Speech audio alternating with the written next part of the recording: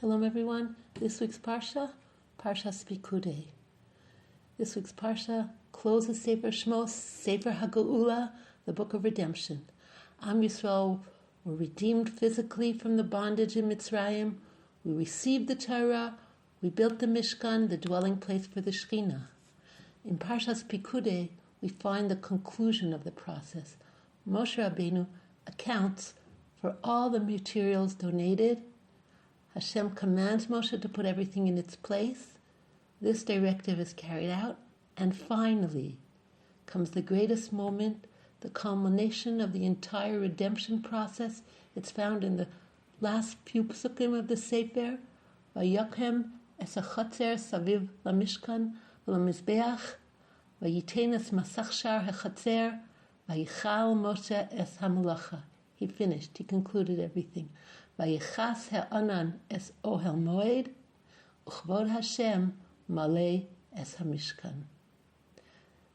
The cloud covered the ohel moed, and the glory of Hashem filled the Mishkan.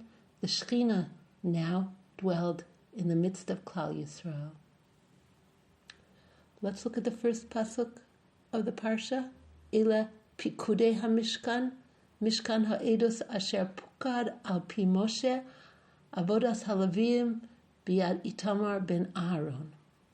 So we want to examine here an important point. There is a klal that we find in Chazal, Ein habracha shora b'davar hasafur v'hashakul. There's no bracha to be found in something that is counted and weighed. So why are all the materials of the Mishkan counted and weighed? Isn't there a rule that we just said from Chazal that blessing does not rest on an object that's counted and weighed? So here I'd like to quote from the Kedushas Levi, Rabbi Levi Yitzchak Barditchev, who says the following: Ela Pikudai HaMishkan, Mishkan ha'edos asher pukad al pi Moshe v'chulu.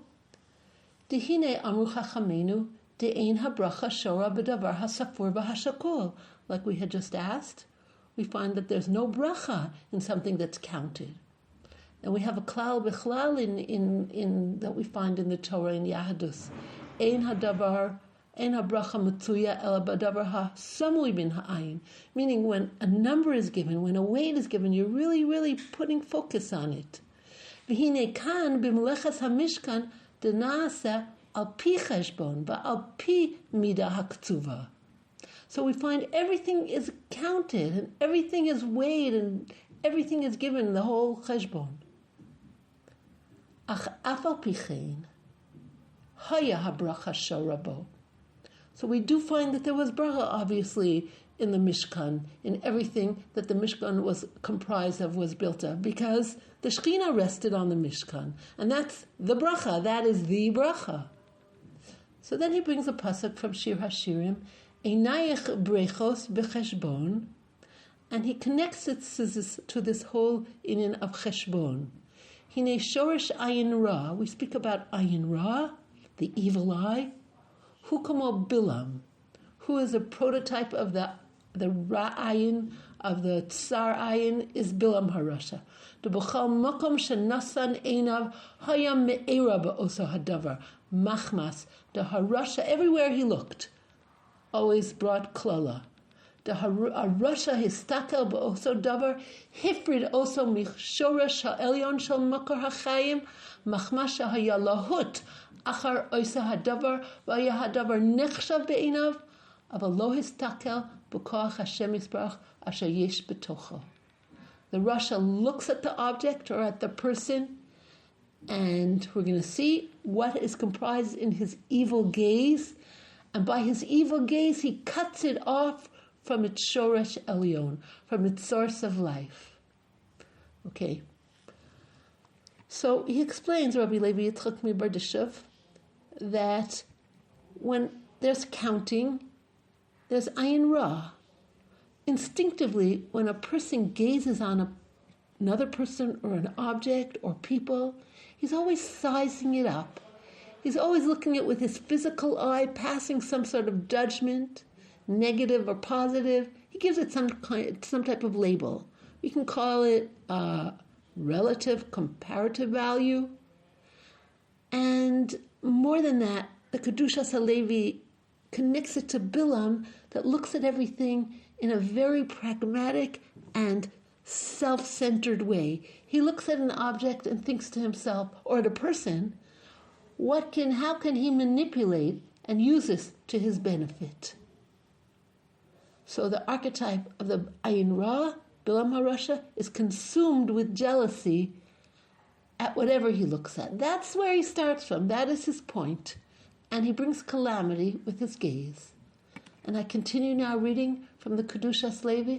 Aval gabe zera Yisrael kasiv einayich brechot becheshbon. So with Am Yisrael, it's different. Einayich brechot becheshbon ap bedavar sheyesh bo cheshbon. Something that does have a numerical amount, value. Ubali de minyan umispar af al pichein eino machzik histaklus hazeh. It doesn't have shaychus with the Ayin Ra. Machmas she'ish ha-Yisraeli b'chol davar asher roeh umistakel az roeh b'koach habore asher nimtza bo. He looks at whatever he looks at. The Zera Yisrael, he looks at it, and he looks at it and sees in it the shoresh. When he's looking at something and connecting it to its root, as b'ri'iyah halazo, mamshich bracha v'shefa mimakar elyon ala davar hahu. V'zeh shekasuv einayich brechot. She'einayich na'asu kamo brechot u'mayanot. Mayanot hashefa af b'davar cheshbon. So he says, Einayich brechos b'cheshbon, your eyes become like a wellspring, b'cheshbon, even in things that have a numerical value given to it. Why? Why does it become like a wellspring? Because the Zera Yisrael, the Ish Yisrael, when he looks at something, he's seeing in it its source. He's connecting it to its source. And that brings upon it Mayanot HaShefa. B'zesha kasuv ela Pikudai hamishkan, b'mishkan shenimna kol davar kama pamim v'naseh b'cheshbon. We see that it's counted a few times over. Va'af al pichein kein haya habracha v'hashchina shoraba. We know that there was certainly bracha because the Shechina rested on the Mishkan. Va'adaraba shahaya hamishkan tzorach gavoha. It was necessary to count it. We know that Moshe Rabbeinu counted everything in order to give an accounting to show that every single thing that he had taken was used for something. B'zeh shekasab asher pukad al pi Moshe. Machmas sheyatza ha'minyan mi pi Moshe shehaya b'dvekus u'b'kedusha elyona va'adaraba al yado nitosef bracha. It was counted by Moshe, al pi Moshe, and that was the reason why not only did no harm come to anything, but it was an additional source of bracha. So going back to the Kedushas Levi. By the Mishkan, it was Moshe Rabbeinu who did the counting and weighing. Moshe Rabbeinu's gaze was very different, like we said. When he looked upon anyone or anything or any situation, he would see the godliness in that very object, and by doing this, with this gaze, he would connect the person, the object, the situation to its source, and thus bring blessing and abundance upon it. Ela Pikudai hamishkan asher pukad al pi Moshe. The stress over here is that the minyan, the accounting was done by Moshe. The reason why there was bracha and Shechina dwelling upon what was counted was because it was counted by Moshe. So we go about our lives, we're constantly looking at things, judging things, sizing things up and counting. And Chazal caution us against this instinctive tendency. Why? Our vision and understanding is ultimately limited. Whatever judgment we make, there's always going to be misjudgment. And chas v'chalila, danger of negative consequences, which Chazal term ayin hara. My father-in-law Zatzal, Rav Aaron Soloveichik, always said about ayin ra in contemporary terminology as boring a hole in the psyche of the person. When a judgment or relative value is stamped on, passed on concerning a person, this enters a person's subconscious, unless a person is super vigilant and careful to guard himself against public opinion and what people are beaming on him. This negativity, chas v'shalom, can latch onto and affect a person's self-image and corrode his self-confidence and significantly limit his ability to function.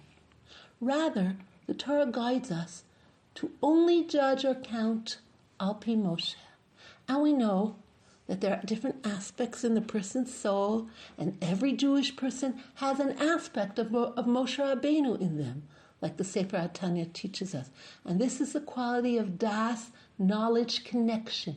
Through this quality, we're able to see through the outer covering of a subject or a situation upon which we gaze. It enables us to view the root of the subsistence of this subject, rather than only see it in a superficial and attribute a superficial and relative value to the scene. We see that HaKadosh Baruch Hu is its root and its source. Va'ata mechaya es kulam. Meaning that anything that's alive and moving, and even not moving, even the domain, Tzomea, Chaim, Medaber, everything's root and source is in HaKadosh Baruch Hu.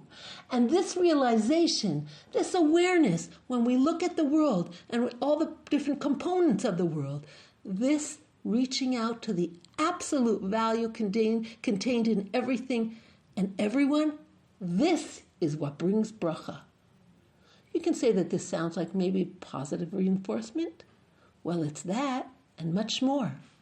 When, for example, we apply it in chinuch, in education, in child raising, it means constantly broadcasting an unspoken message of tolerance and acceptance of the person, and communicating respect for this person and belief in their capabilities.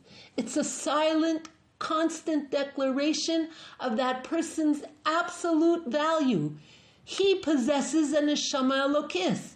His godly soul was sent into this world with its own specialized, unique job. He's equipped with a specialized and unique situation. It's a whole package deal. It includes his personality, his talents, his tendencies, his strength, and his weaknesses. It encompasses his whole family situation and position in the community, all custom tailored for his unique tafkid.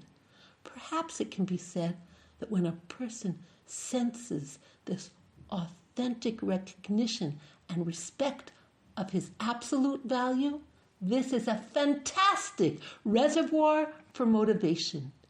Einayach brechot becheshbon, as Rabbi Levi Barditchev says. Practically speaking, this is implemented by not comparing people to one another, never insulting or denigrating people for their weaknesses or mistakes, because we all make mistakes.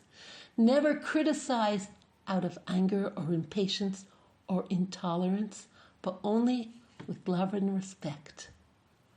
Also, why not be open and not stingy with our compliments? Let us give credit where credit is due. My grandfather used to say, it doesn't cost anything to give compliments. I don't mean flattery. I mean compliments that you hesitate to give because it makes you feel a little bit uncomfortable because maybe you're not up to there. But it makes people so happy when we take notice and take out the extra moment to express our sincere respect, appreciation, and acknowledgement. The still stingy and self-absorbed jealous one, that's Bilam HaRasha. He's totally immersed in himself. Bilam compares everything that comes to his way, to his own situation, and how he measures up, and how he can take it and use that thing and manipulate it for his own glory. Remember, the more we toil to view and judge with da'as, al pi Moshe ba'ayin tova, the more opportunity we allow for bracha and for Shechina, our relationships will blossom and deepen, and the Shechina resides in our midst. As a bracha of Moshe Rabbeinu, in order to bring down the Shechina, Vihi Nayam Hashem Elokeinu Aleinu, Umaaseh Yadeinu Konana Aleinu, Umaaseh Yadeinu Konanehu, Chazak Chazak V'Nischazek. A good Erev Shabbos, Kol Tuv.